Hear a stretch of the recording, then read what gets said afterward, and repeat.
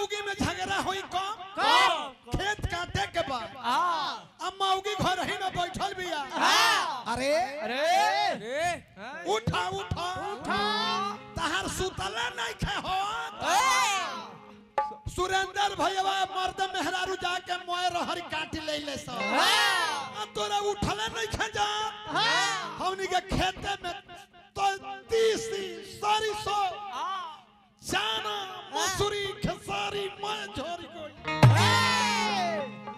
ए बेरा चले के बा कटिया करे ए बेरा यदि कटिया करे ना चलबू तो पछुआ लल कर लेबा मैं खेते में रह जाई तैयार हो जा हमरा जोरे कटिया करे तारा चले के बा बोल का कहता चल हम कटिया करे ना जाई काहे कि उ तीनों जनी बैठ के खई हन हम जाई कटिया करे हमरा से कटिया उटिया ना होई भाई तो दाज करेला तारा से कटिया ना होई ना आ हो तीनों जनी बैठ के खई हैं तोरा गोड़ पर गिरी ई बात मत का उ तीनों नहीं खिसा जा तो करा पीछे तीन गो कारण बा काका सुरेंद्र भाई ऐसे नहीं खन काटे जा ई कलुए उनकर बौसिर के ऑपरेशन भइल अरे हई काई सुआपुर में डॉक्टर साहब कइले रहनी है आ हई तीनों जन बैठल बड़ी सा एगो के थनैली के ऑपरेशन के सुई दिहल बा एगो के बचदानी के ऑपरेशन कल हुए भइल अभी बतावे जे उ कटिया करे कैसे जई है सब सुना सुना हमारा जोरे कटिया करे चलो हमर बात बात मानो ना हम ना जाई हमरा काटे ना आवेला अरे हम हूं चलो तोरा काटे ना आवेला तो हम काटब तू मुठियाई हां बोला मुठिया में आवेला नु ना हमरा उहो ना आवेला तोरा मुठिया में हो ना आवेला तो हम कटियो दे मुठियाइयो दे तो तोरा पंजियावे आवेला नु तेरा ये हरि सीताराम व्यास नगेंद्र मुखिया के ओर से इनाम आ गई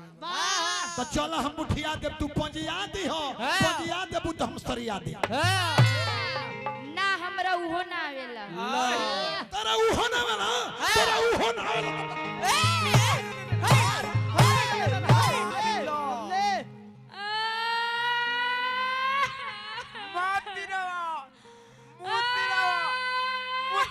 अरे मुतिराव रे इत मुतिराव एकर मरद काना ता तहर भेभा बाबा तारू मौगी मर्दा से कहलस जानता नहीं का कहलस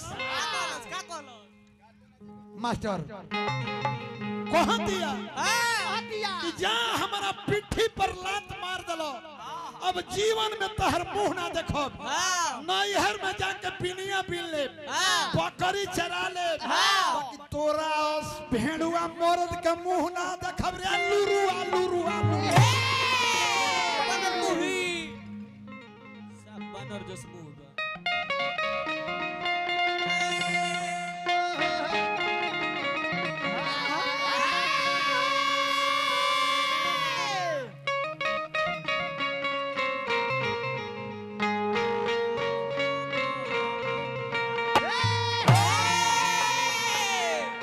मौगी बेग अटै छी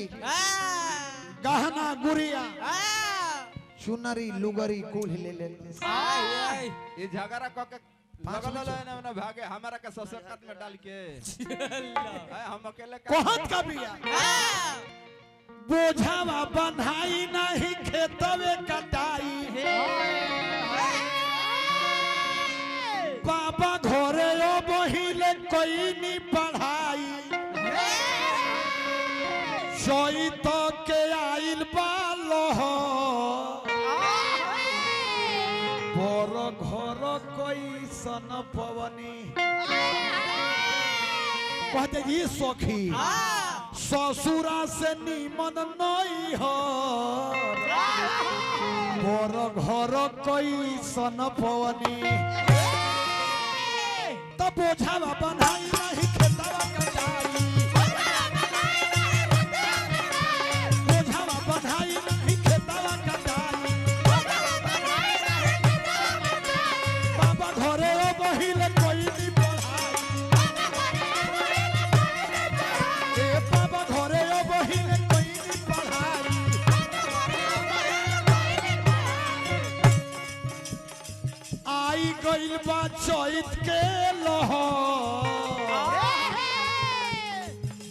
घर कोई सन पवनी ससुरा से निमन नहीं हर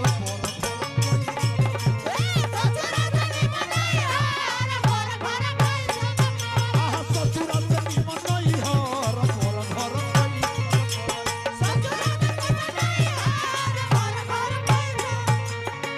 छोटी मोटी लहुरा देवरवा सुने सीरा छोटी मोटी लहुरा देवरवा सुने सीरा